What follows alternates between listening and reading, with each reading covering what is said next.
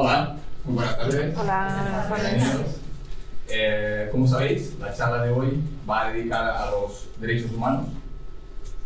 Y esto es así por dos razones muy sencillas. La primera es que este año se cumplen 70 años de la aprobación de la Declaración Universal de los Derechos Humanos, que es el marco de referencia en los derechos humanos actualmente.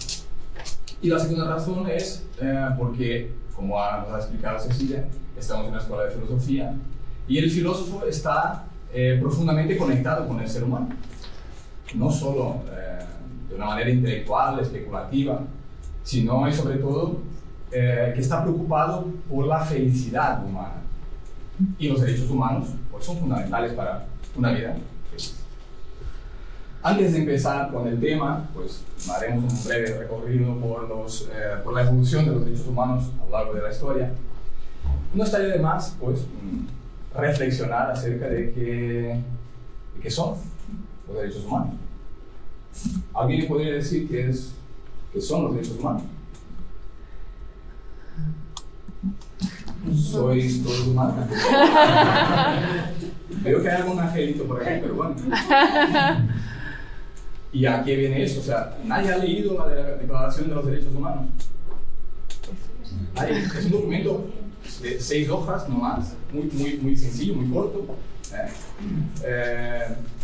que está traducido, o sea, es el documento que más está traducido en la historia de la humanidad. Hay 500 versiones diferentes en todos los idiomas y dialectos, pero nadie siquiera ha leído. O sea, curioso, ¿no? ¿Y por qué se da esta situación? Pues sobre todo por nuestra educación. Nuestra educación no está pensada para los valores humanos, no está pensada para los derechos humanos. No tenemos cátedras acerca de este asunto. Así que entiendo que nuestra educación es incompleta. Que somos muy buenos técnicos, o sea, aprendemos muchas cosas que son muy útiles y muy importantes, pero hay algo ahí que nos falta, ¿no? Entonces, ¿y qué es un derecho?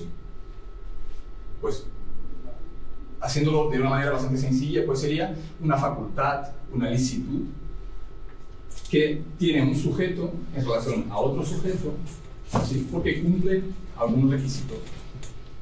En el caso de los derechos humanos, sería pues los derechos que tenemos nosotros, ¿sí? En relación a los demás seres humanos y en relación al Estado, porque cumplimos con un requisito, que somos seres humanos. Y aquí cabría una reflexión que parece un poco obvia, un poco tonta, pero que no lo es para nada, que es ¿qué es un ser humano? A veces damos por hecho cosas que en realidad tienen más profundidad. Aquí todos coincidimos que somos seres humanos, tenemos algo en común, somos seres humanos. Pero cada cual tiene su origen, tiene su idioma, tendrá un padre, una madre, un teléfono móvil, unas preferencias a nivel pues, religioso, político, ¿sí? Cada cual tendrá su forma de ser. Pero todo esto es superficial, es muy superficial. En el fondo, en lo básico, somos todos seres humanos. Para las culturas antiguas, ¿sí? El ser humano no era solamente un cuerpo más o menos guapo, con un poco más o menos inteligente. El ser humano tenía una doble naturaleza, tanto para Occidente como para Oriente. El ser humano tenía una doble naturaleza. Tenía una parte superficial, que es lo que estamos comentando ahora, una parte física, y otra parte más profunda, una parte espiritual. Y eso no tiene que ver con religión. Una parte más profunda que es lo que realmente nos conecta, nos une como seres humanos, lo que nos identifica como seres humanos. Que en el fondo el ser humano sería algo más que un cuerpo con una mente y algunas emociones. ¿Sí?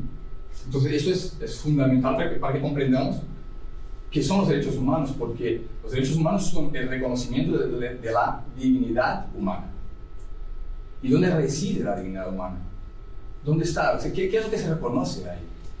Entonces me gustaría pues empezar con dos artículos de la Declaración de los Derechos Humanos. Se puede decir, que todos los seres humanos nacen libres y iguales en dignidad y derechos. Ya nacemos libres y iguales en dignidad y derechos. O sea que es algo que ya lo teníamos antes de nacer incluso, porque si nacemos libres y con dignidad, es que ya la teníamos. Dotados como están los seres humanos de razón y conciencia. O sea que ya nos están atribuyendo razón, conciencia, derechos, dignidad. O sea que la dignidad humana estaría relacionada con esta parte más profunda del ser humano y no con la parte superficial, donde todos somos diferentes. Y el segundo artículo es que toda persona tiene todos los derechos y libertades proclamados en esta declaración, sin distinción alguna de raza, color, sexo, digamos, o sea, todo esto son las diferencias, o sea, esto no importa. La verdadera dignidad humana reside en la parte más profunda del ser humano. Y eso es lo que nos interesa hasta aquí. Ahora haremos un pequeño recorrido histórico para ver un poco cuál es la evolución de los derechos humanos, ¿no?, en nuestra sociedad. ¿Sí? El ser humano siempre ha tenido la preocupación acerca de lo justo, la justicia, de vivir bien, del orden. Siempre ha sido una preocupación humana esto. Y la Declaración de los Derechos Humanos es una expresión actual de esta preocupación que siempre existió. ¿Sí?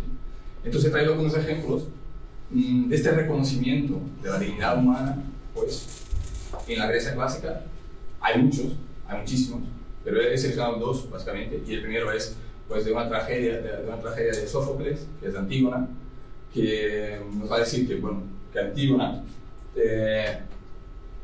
elige seguir su conciencia y enterrar a su hermano Polinice en contra de un decreto del rey Creonte que decía que este debería quedar insepulto, porque habían disputado el reino de Tebas y claro, Polinice había perdido, entonces debería quedar insepulto. Pero su hermana Antígona, justificándose en un derecho natural, en el ius naturalis, que es el derecho de los dioses, prefiere ir incluso, o sea, arriesgando morirse, y fue lo que al final pasó, que se muere por la dignidad de su hermano. Entonces, hay un reconocimiento bastante explícito de la dignidad humana más allá de cualquier otra cosa, más allá de la ley de los hombres. O sea, que habría una ley superior que daría respaldo a esta dignidad, más allá del derecho humano. El otro ejemplo es del conocido Sócrates, que también prefiere dar un ejemplo de lealtad, de cumplimiento de las leyes, pero no solo de las leyes civiles de Atenas en esta época, porque es condenado a muerte, y prefiere aceptar que huir, prefiere asumir y mantener su dignidad que optar por el destierro o escaparse y vivir en otro país y lejos de su ciudad. Entonces, ahí también hay un reconocimiento de la dignidad humana más allá de la ley de los hombres.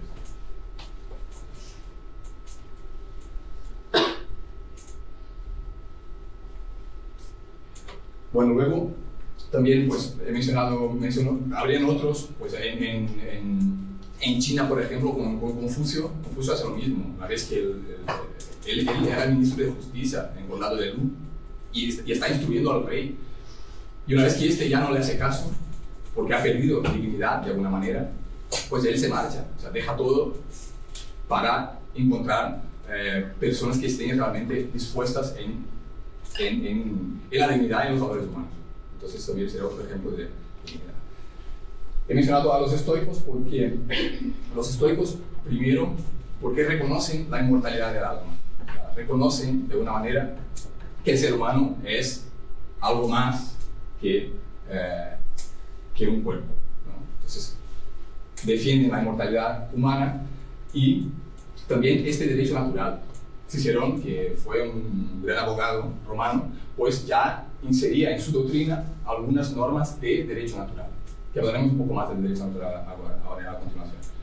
Y luego, claro, esto ha dado pie a que tuviéramos y que tengamos el derecho romano. Porque si no lo sabéis, y creo que la mayoría lo sabe, pues el derecho romano es la base de nuestro derecho actual. El derecho civil es romano.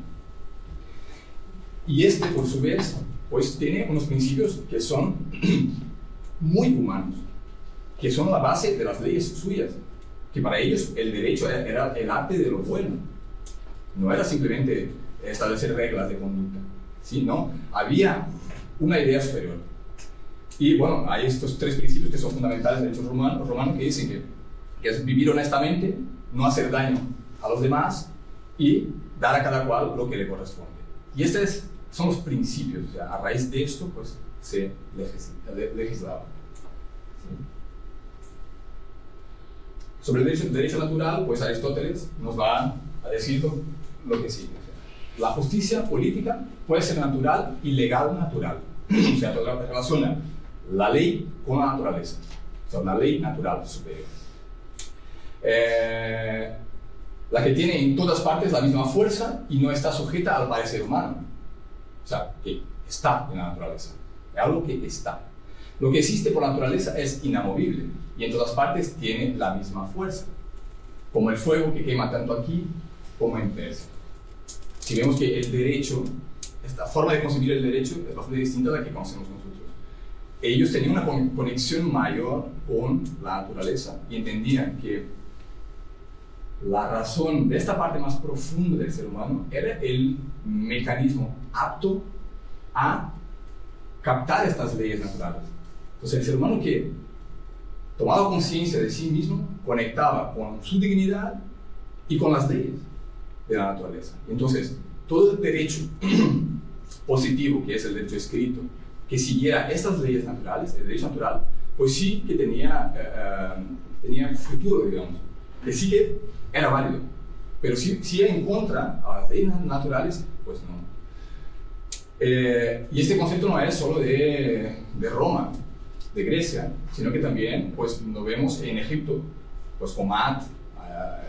Este derecho natural era algo tan importante, tan sagrado, que le dedicaban incluso una diosa a este orden, a esta justicia, a la equidad.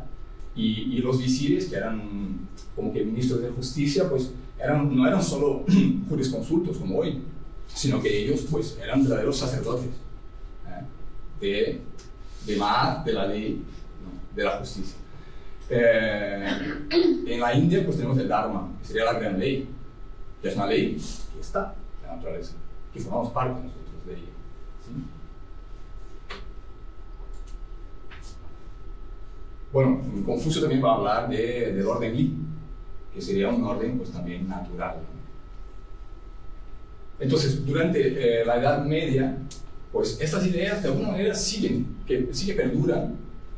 Se sigue hablando de una trascendencia del ser humano, se sigue hablando de un derecho natural, o sea, de alguna manera permanece esta conexión con el derecho natural y el ser humano y la parte más profunda del ser humano, pero aquí ya con la Reforma esto empieza a cambiar. ¿Sí?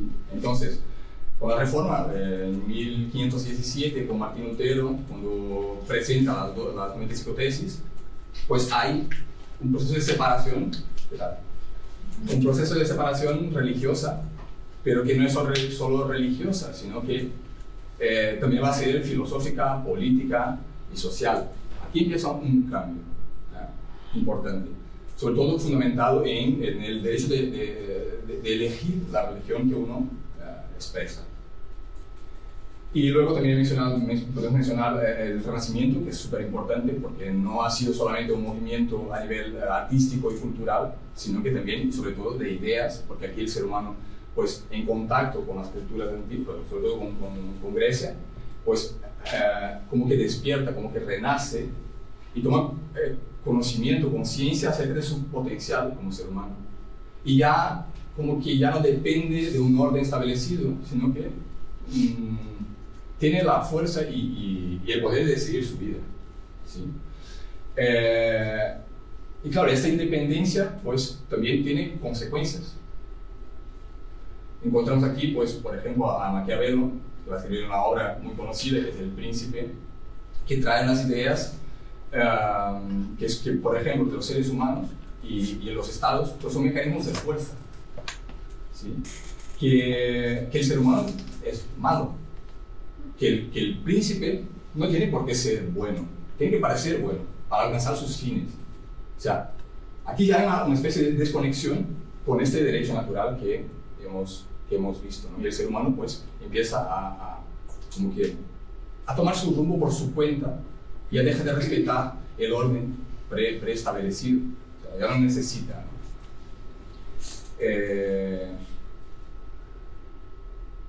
Bueno, Maquiavelo va a decir que los fines justifican los medios, es una frase suya, y que todos los fines son válidos. O sea, y va a decir, va a empezar a incorporar ideas al colectivo, a la idea del colectivo del ser humano, de la sociedad. Y luego tenemos la ilustración, que es justamente el momento que ya hay una ruptura entre la fe y la razón. Ahí surge también la figura de la burguesía, del burgués, que tiene el poder económico, que entonces ya es completamente independiente. Y aquí es un momento bastante importante en ese sentido, porque que ya el individuo pasa a ser casi que superior al colectivo, a la sociedad. Ya no tiene que dar explicaciones, ya tiene que respetar el orden social, porque él por sí mismo puede elegir su propio destino. Vale la ley del más fuerte, de alguna manera, con Hobbes, que va a decir también que el hombre es el lobo para el hombre. Entonces, todo tipo de ideas empiezan a cuajar bastante en esta época. Y entonces, naturalmente, surge la necesidad, pues, de que el ser humano se proteja de los demás y del Estado. Y ahí vemos cómo la Declaración de los Derechos Humanos va naciendo, ¿sí? Y se instaura una figura bastante conocida, que es el contrato social, que es el fundamento de nuestro Estado de Derecho, que ya no hay derecho natural, sino que lo que hay es un contrato, y todo lo que está en ese contrato es lo que vale. Y las leyes naturales no importan. Aquí ya es una primacía del derecho civil sobre el derecho natural. Entonces lo que importa es el pacto, o sea, lo que hemos pactado. Lo que está pactado es válido, lo que no, pues sí. Y la libertad del ser humano, claro, que es el derecho fundamental que aquí se fomenta bastante, y ya veremos sus consecuencias. Aquí menciono dos documentos importantes que son previos a la Declaración de los Derechos Humanos. El primero es la Declaración de Virginia, de la Revolución Americana, y que va una idea que destaca, es que el Estado empieza a ser el que es el responsable por la felicidad y la seguridad de los seres humanos. O sea que aquí ya empezamos a delegar todo el tema de la dignidad, porque la felicidad también está relacionada con la dignidad, al Estado. O sea, ya no somos los responsables, sino que el Estado nos tiene que suministrar la felicidad. Luego otro documento importante es la Declaración de los Derechos del Hombre, de la Revolución Francesa, muy conocido también, que trae una cosa bastante curiosa, que es, en su artículo 4 de esta declaración, pues que la libertad consiste en hacer todo lo que no dañe a los demás. Aquí se le da una importancia, o sea, un valor casi absoluto a la libertad. La libertad del ser humano es lo más importante. Y claro, si no matizamos esto, pues bastante complicado, porque yo, por ejemplo, puedo acumular riquezas, puedo tener mucho patrimonio. ¿Esto daña a los demás o no? Directamente, no. Pero claro, muchas personas podrían estar beneficiándose de este patrimonio, por ejemplo, ¿no? Pues claro, aquí se le da el valor absoluto a la libertad, y no solo a la libertad, sino también a la propiedad, que es otro valor, otro derecho humano bastante importante para el ser humano en esta época. Sí. Luego, en el siglo XIX, pues tenemos las constituciones liberales que empiezan el contrato social que hemos visto, pues empieza a tomar forma de constitución. Los estados empiezan a tener una constitución donde estos derechos pues se quedan reflejados. Y aquí vemos que la igualdad de todos frente a la ley. ¿Qué significa esto? Ya la abolición de la esclavitud, aquí es del siglo XIX, y el sufragio universal, o sea, todos podemos votar y elegir nuestros representantes. En el siglo XX, pues, surgen los tribunales constitucionales, que es un órgano responsable por decidir cuestiones de la Constitución. ¿Sí? La primera fue en Austria en 1920, ¿sí? Y luego así cada estado pues, va teniendo la suya. La Constitución, la Corte Internacional de Justicia, que surge en 45 con la ONU, entonces que había una corte, o sea, que es un tribunal a nivel internacional, que antes no había, para decidir sobre todo cuestiones de los derechos humanos. Pactos internacionales han surgido en el siglo XX, ¿por qué? Luego veremos por qué de los pactos. Un tribunal europeo de derechos humanos, hoy tenemos desde 98, pues hay un tribunal específico para decidir cuestiones de derechos humanos en Europa. Y la propia Declaración Universal de los Derechos Humanos. Todo esto en el siglo XX. Bueno, los pactos, porque la declaración en sí es un documento no vinculante. O sea, los estados han enviado representantes, ha habido una comisión que ha elaborado un borrador y se ha aprobado este borrador por los diferentes representantes de los estados. Pero no es vinculante, o sea, los estados no tienen que aplicar esto. O sea, hay una carencia jurídica aquí. Los estados es una declaración de principios, más bien. Ya veremos lo que dice pues, la presidenta del comité. Y no están obligados a aplicarlo. Entonces, claro, todos estos pactos internacionales, que son los tratados, ¿sí? Convenciones internacionales, tienen esta función, cumplen esta función de poder hacer que estos derechos pues, realmente se apliquen en los países, no sean solo una declaración. Entonces aquí tenemos pues, la Declaración Universal de los Derechos Humanos. Esta es Eleanor Roosevelt, que es una de las grandes mujeres geniales de la historia, y está representada también en nuestra exposición, pues, la exposición que se está pasando en la Facultad de Geografía. Y bueno, ya si queréis saber un poco más sobre ella, pues hay una exposición. Y bueno, el origen, ¿por qué la declaración? O sea, a partir de cuándo realmente nace la declaración.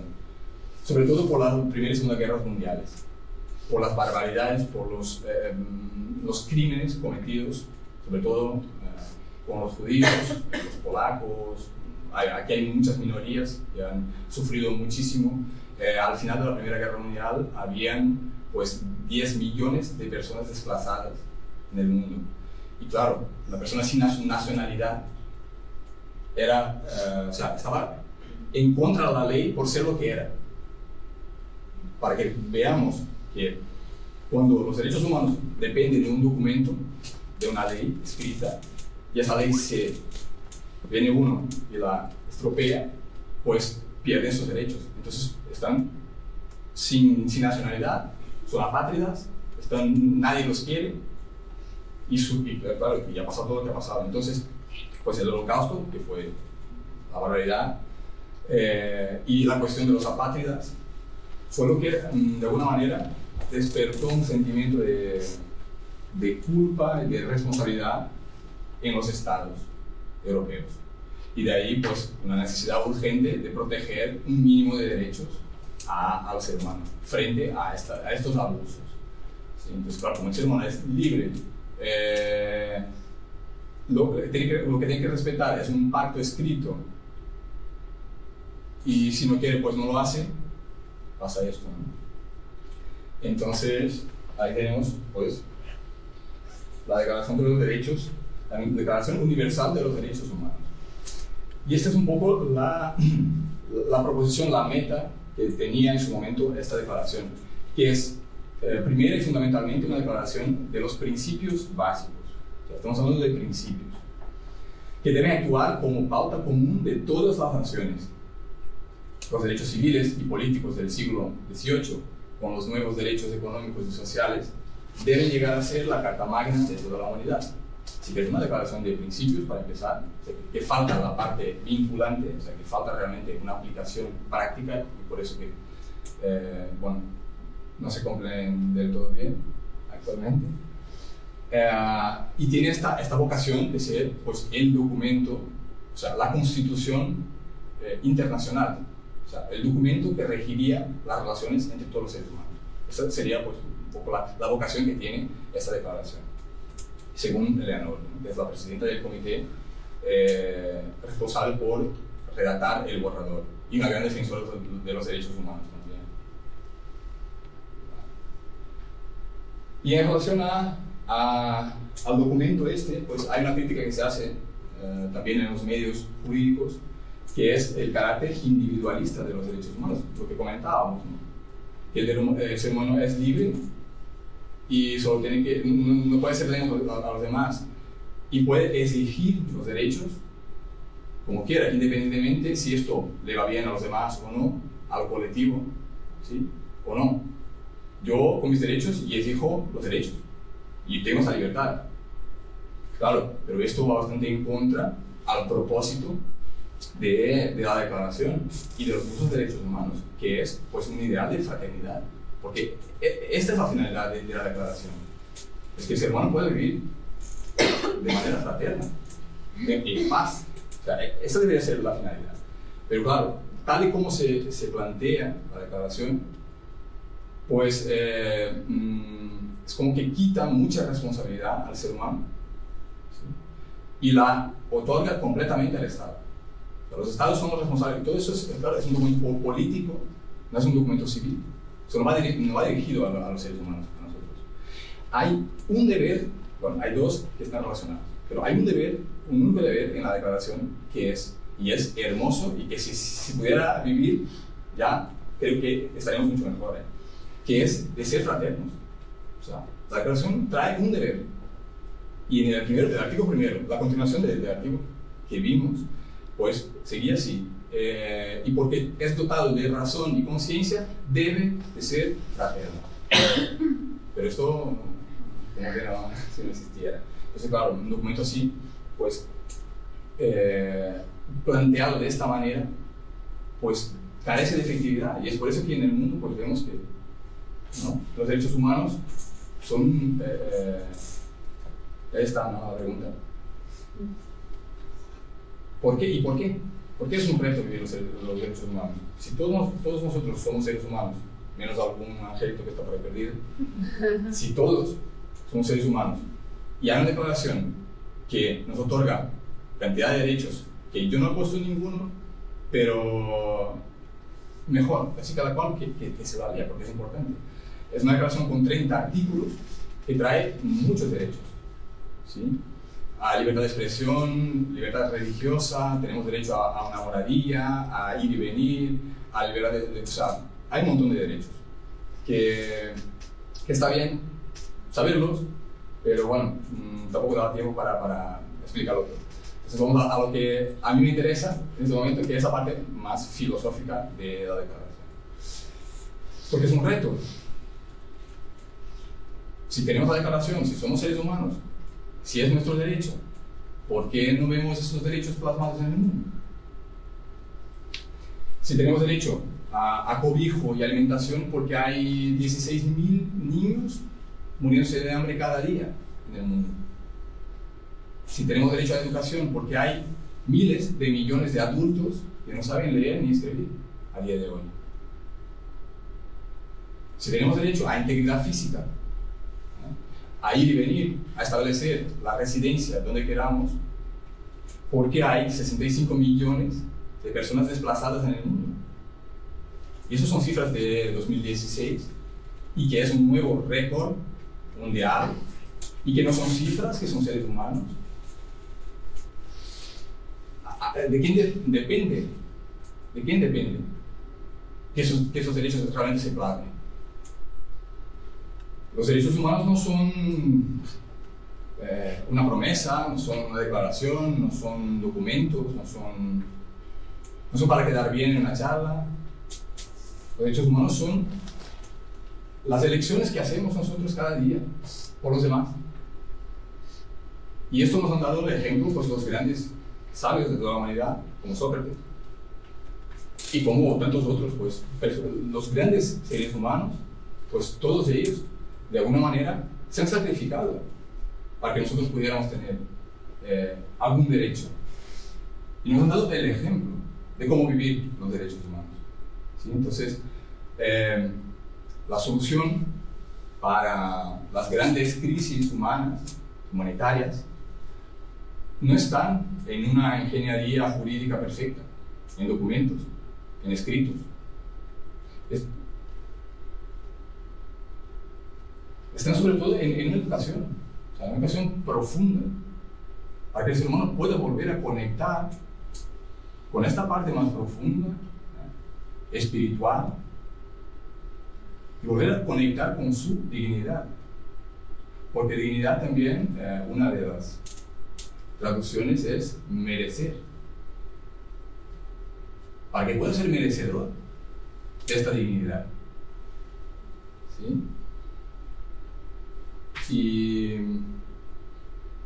Y es lo que hace, pues, Nueva Acrópolis, que hace 60 años, pues, invierte esfuerzos y trabajo en educar, en promocionar la educación en valores.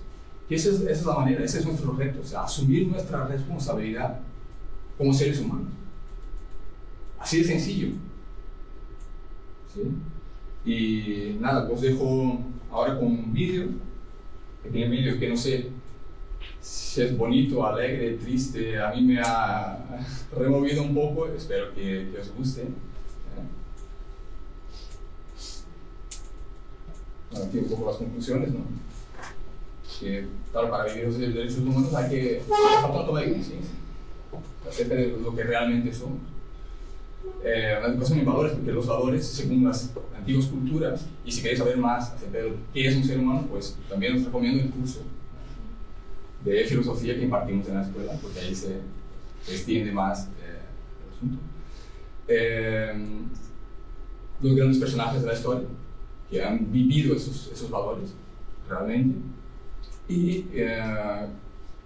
que los derechos humanos están precedidos de deberes. Y el deber fundamental sí es ser, pues, fraternos, que es nuestra responsabilidad. Vale, ahora entonces os dejo con el vídeo.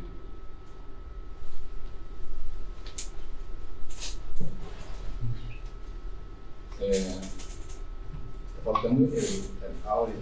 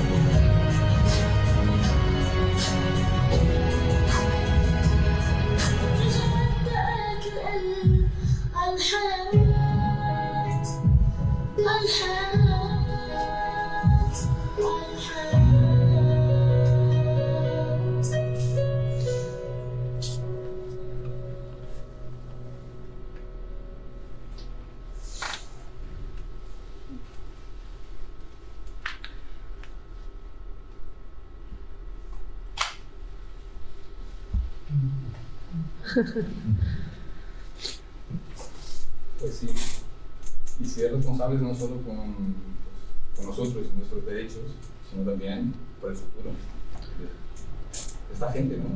de nosotros, porque somos la humanidad. Entonces, a mí me ha impactado mucho porque, claro, son niños en un país destrozado por la guerra, es fuerte.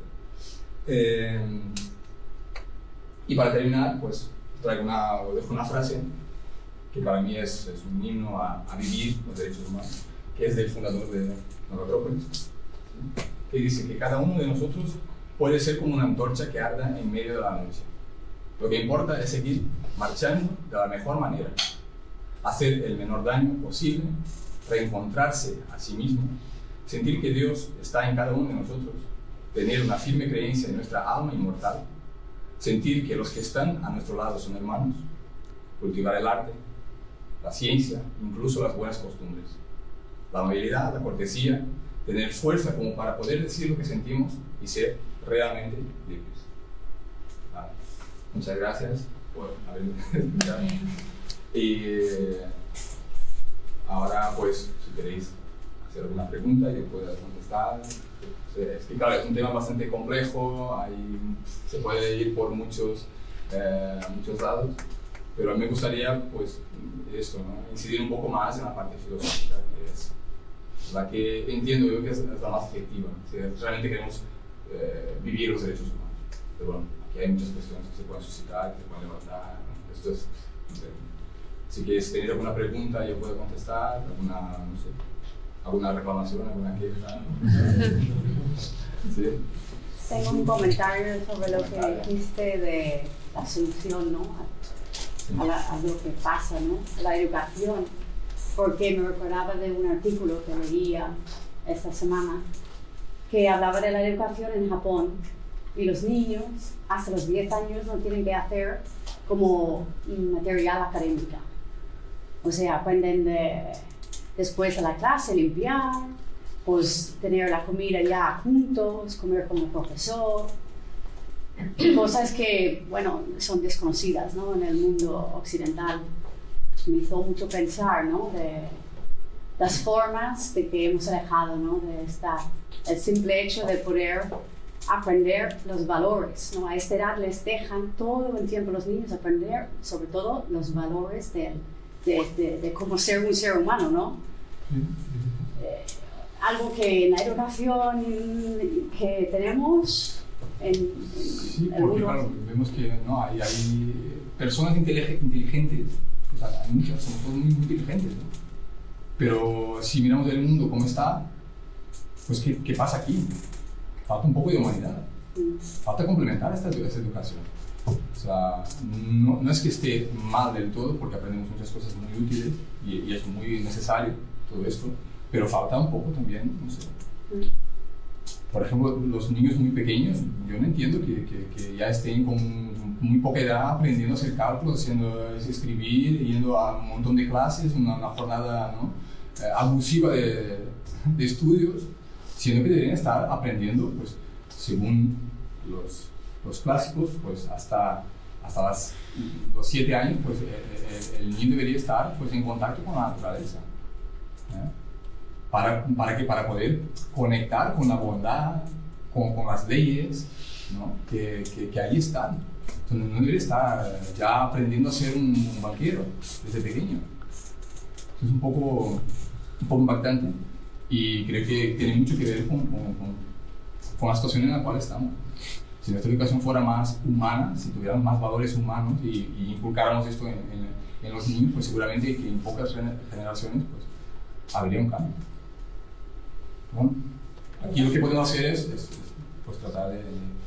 Lo que pasa ahora mismo es que este tipo de educación, cuando eres luego un poco más mayor y te quieres enfrentar a determinadas situaciones, ves que la normativa, la de detalle, no la genérica, te impide cumplir cosas tan básicas como prestar ayuda humanitaria, unos zapatos, cruzar una frontera, pero ya como europeo incluso, te impide poder cumplir unas normas mínimas de poder dar cierta dignidad a personas y ves, si quieres ayudar, tienes que ayudar jugándote, o sea, te lo estás jugando y sabes que estás, pero no digo por traerte inmigrantes, no, lo digo incluso por entrar en un campo, ayudar a... Y es así, y es bueno, es que yo no sé, a nivel mundial, es a nivel mundial, entonces no sé cuántas generaciones tendría que pasar.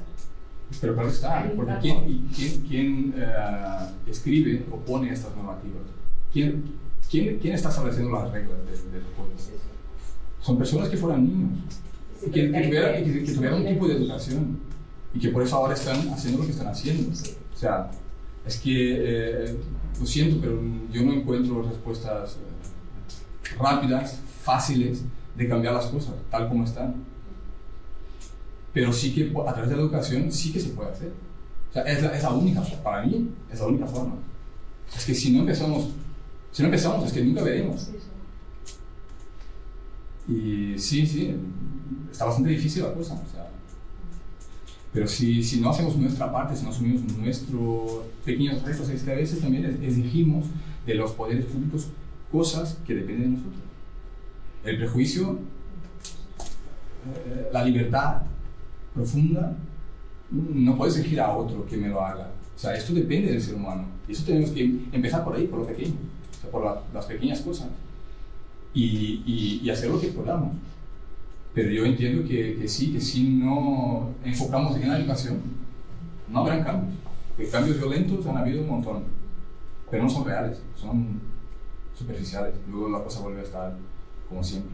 Porque claro, quien asume el mando, digamos, son los representantes nuestros representantes. Y si nuestros representantes están así, es porque nosotros también estamos así de buena manera. O sea, le damos nuestra autorización para que nos represente. Claro, pero si empezamos a cambiar nosotros, que es lo que nos proponemos aquí en Acrópolis, que tiene que empezar de cada uno. Si no nos damos cuenta de que la primera paz empieza por uno mismo y no por la ONU, ya esto ya no me cambia.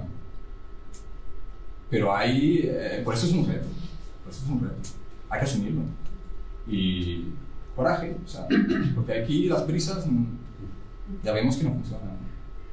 Pero bueno, hay que tener fe, hay que tener esperanza, hay que trabajar. Y creo que podemos hacer en lo pequeño, cada cual sea un poco lo suyo. Es que a veces parece muy tonto todo esto, pero no es tonto, es que es la fórmula.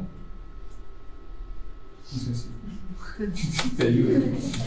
Te entiendo porque sufro por lo mismo, porque veo muchas aberraciones que pasan en el mundo de derecho, pasan muchas cosas que son tristes y que ves que dices, ¿cómo puede ser que se esté haciendo esto? Pero no podemos chocar con... Sí, te frustras, luego te mermas y luego ya dejas de hacer lo tuyo, entonces das un mal ejemplo. O sea, estás contribuyendo al problema. Y eso es lo peor que puedes hacer. Entonces, ánimo. Sí, ¿tengo una pregunta? Sí, tenía una pregunta provocativa. Bien. He pensado, ¿dónde existen más esos derechos humanos? Por ejemplo, en Norcorea, pienso, el dictador puede donar voz por cada uno que quiera. Aquí, el presidente no puede donar para sí mismo. ¿Cómo? ¿Donar?